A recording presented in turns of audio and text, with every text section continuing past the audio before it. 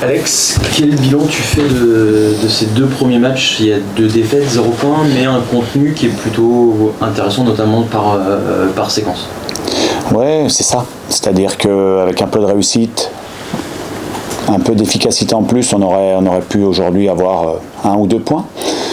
Effectivement, ça veut dire qu'il nous manque aussi des choses. C'est vrai que le contenu aujourd'hui, il y a toujours des choses intéressantes à retirer des matchs. Et notre marge de progression, c'est ça. C'est-à-dire qu'il faudra être plus efficace pour pouvoir prendre des points, pour pouvoir exister, faire un beau championnat.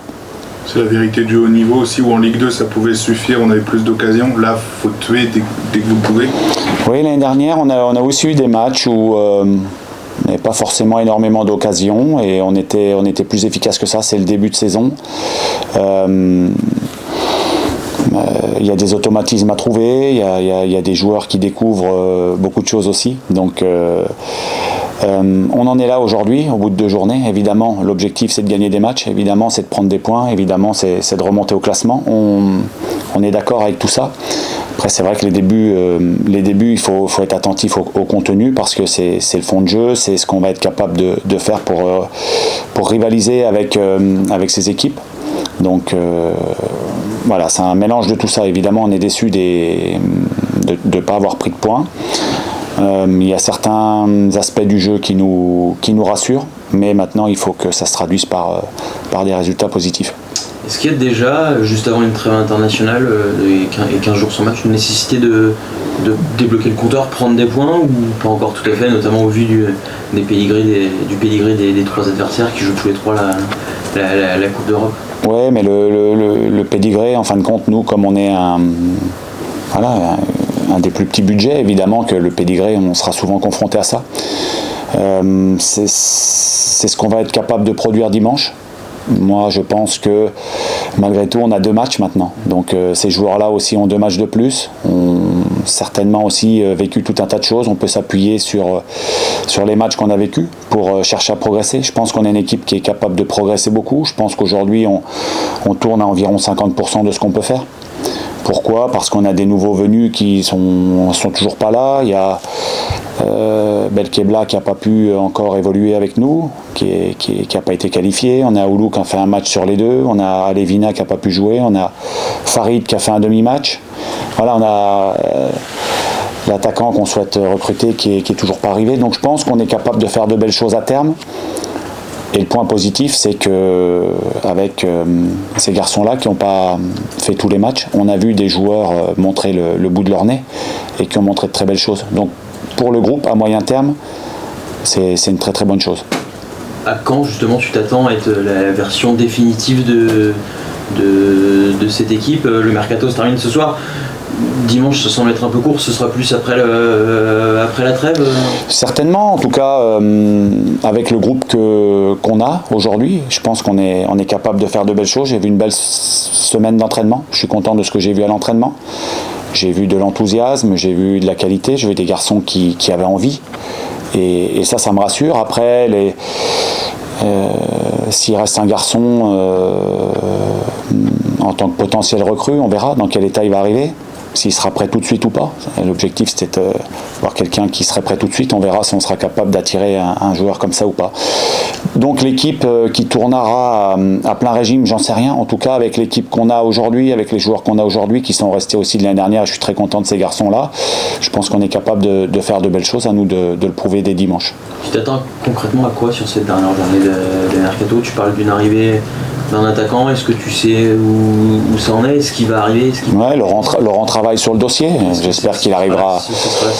J'espère qu'il arrivera à finaliser, oui. Normalement, oui. Après, dans le sens des départs aussi, c'est pareil. Est-ce qu'il y a des garçons qui vont trouver preneur ou pas aujourd'hui?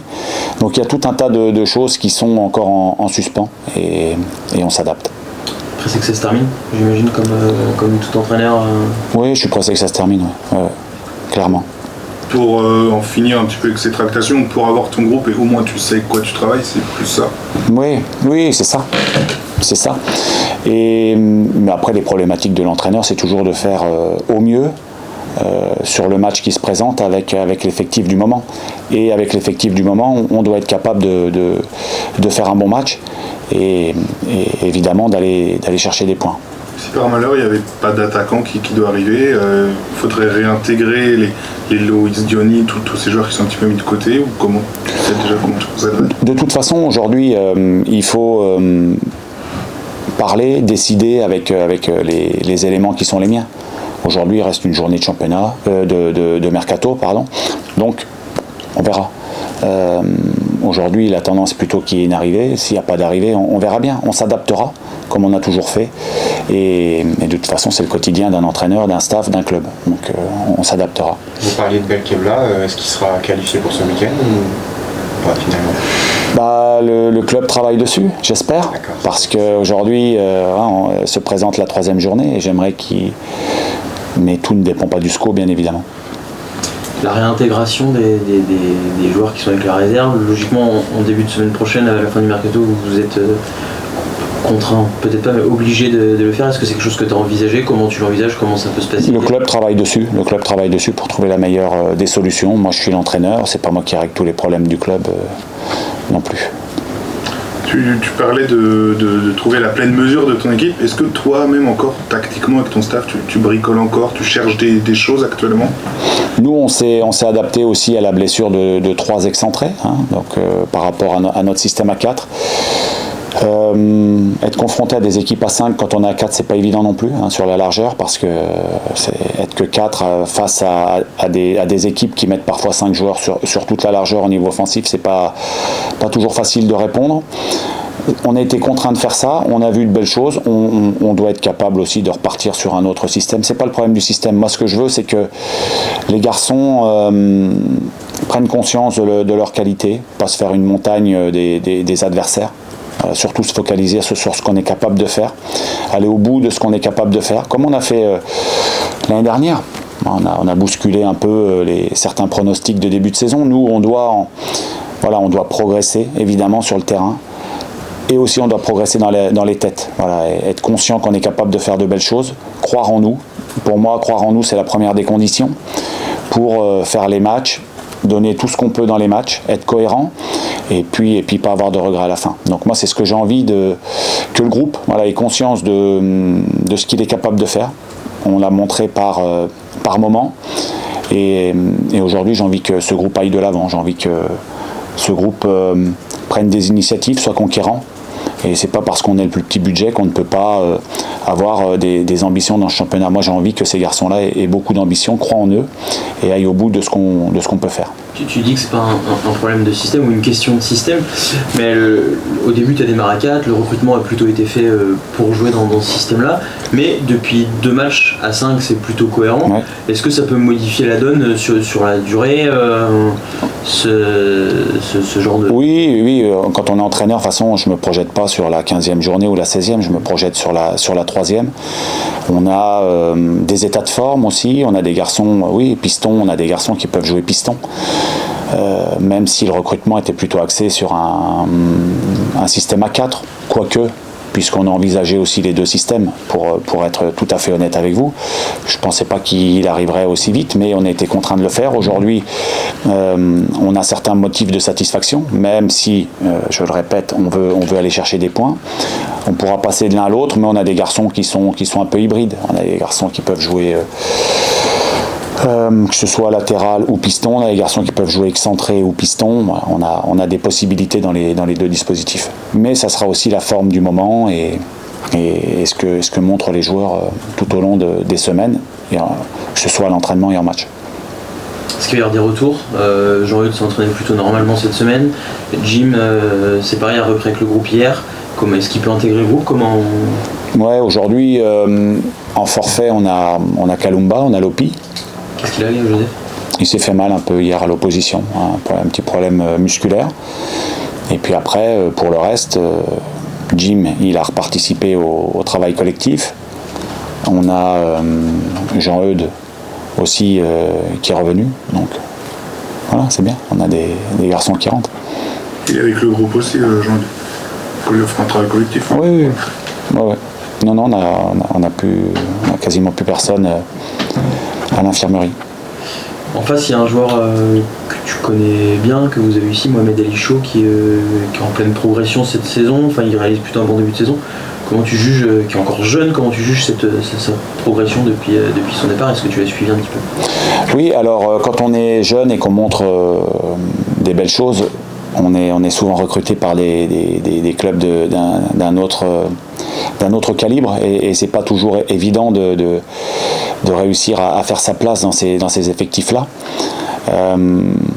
Momo avait décidé de partir à l'étranger, il est revenu dans un club français de très bon niveau à Nice, et puis la progression, elle n'est pas toujours linéaire, c'est jamais évident une progression quand on a un jeune joueur prometteur comme ça, dont on attend toujours énormément.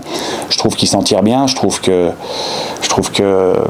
ce qu'il a fait à Nice déjà sur la deuxième partie, ce qu'il est en train de réaliser aujourd'hui, voilà, on sent une progression, on sent un joueur en confiance. Et voilà, j'espère qu'il ne sera pas trop en confiance dimanche, mais en tout cas, moi je suis content de le voir évoluer comme ça, parce que c'est un garçon qui est passé par ici et qu'on apprécie beaucoup. Il y a aussi Jarel Baticle qui a été nommé sélectionneur de l'équipe de France Espoir, qui va revenir ici pour son premier match. Qu'est-ce que tu peux nous dire là-dessus? J'imagine que tu es content pour lui. Est-ce que tu en as discuté un peu avec lui? Oui, je l'ai eu, j'ai échangé avec lui, je suis content pour lui, bien évidemment. Gérald m'avait amené avec lui ici au SCO. Je ne l'oublie pas, je l'en remercie. Donc moi j'ai gardé de bonnes relations avec lui. Il faut savoir faire la part des choses dans la vie, et moi j'ai gardé de bonnes relations avec lui. C'est quelqu'un que j'apprécie. Donc aujourd'hui il a réussi à rebondir en tant qu'adjoint. Aujourd'hui il est nommé entraîneur de l'équipe de France Espoir. Je suis content pour lui, j'espère que ça va bien marcher. L'équipe de France Espoir, c'est vraiment un beau challenge. Donc très bien, j'espère qu'il va réussir. Cette équipe de Nice, qu'est-ce que tu peux nous en dire un petit peu de ce que tu as décelé, ce que tu as vu? L'équipe de Nice, c'est la nouvelle équipe de Francaise. C'est un club qui progresse année après année. Franck, il a fait ses preuves à Lens. Bien évidemment, il va chercher à amener toute son expertise sur le club de Nice. Aujourd'hui, ça prend toujours un petit peu de temps, mais à terme, ça va marcher, c'est sûr. Donc aujourd'hui, on s'attend à beaucoup d'adversité. Et nous, c'est ce que je disais précédemment, c'est d'essayer de faire le meilleur match possible, croire en nous pour réussir à rivaliser et avec l'objectif de gagner ce match-là. Mais c'est vrai que Nice, c'est un gros morceau, encore une fois, mais si à chaque fois on dit ça, à chaque match, il n'y a que des gros morceaux. Donc voilà, mais en tout cas, Nice avec Francaise, pour moi, c'est quelque chose qui sonne bien, et je pense qu'à terme, il y aura une réussite. Il a gardé les mêmes préceptes de jeu qu'à Lens, de ce que tu as vu, c'est à peu près les mêmes similitudes? Oui, c'est un garçon qui a toujours cherché à avoir de l'allant offensif. Il y a beaucoup de joueurs sur le front de l'attaque. Donc à nous de répondre présent, mais c'est vrai que dans ce qu'il cherche à mettre en place, ça ressemble à ce qu'il faisait à Lens. Jordan a eu un heureux événement cette semaine. Comment tu le sens? Un peu fatigué, euphorique? Est-ce qu'on gère un joueur dans ce genre de situation? On le gère un peu, on le prend en compte forcément, on gère un peu différemment? Oui, tout à fait. Alors c'est un heureux événement, hein. C'est la vie d'un père de famille, c'est la vie d'un club aussi. Voilà, ça arrive régulièrement, une naissance, et c'est toujours bien. Ce sont des bons moments. Très content pour lui, et donc ce que vous disiez, oui, c'est ça. C'est un mélange, un peu de fatigue, un peu d'excitation, un peu de tout ça. Donc nous, on cherche à bien l'accompagner. Hier, on lui a laissé le choix de savoir s'il voulait faire toute la séance ou pas. On est revenu vers lui à plusieurs reprises pour savoir si ça allait bien. Il a fait toute la séance. Ce matin, il a fait la séance. Donc ça devrait aller. Ça va lui donner des forces supplémentaires, j'espère. Est-ce que tu sais comment va s'articuler la trêve internationale en termes de phase de repos, match amicaux ou non, enfin, match amical? Est-ce que tu sais déjà comment ça va se passer? Oui, nous on va s'entraîner fort sur la première semaine. Par contre, on laissera 2 jours de repos après le match. Et après, on va doubler plusieurs fois dans la semaine. On laissera aussi en fin de semaine quelques jours de repos parce qu'on va bien travailler. Puis après, on repartira sur une semaine où on intégrera les internationaux en fonction de leur retour, quoi. Ils ne rentrent pas tous à la même date, donc on les incorporera au fil des jours. Pas de match amical? Non, pas de match amical.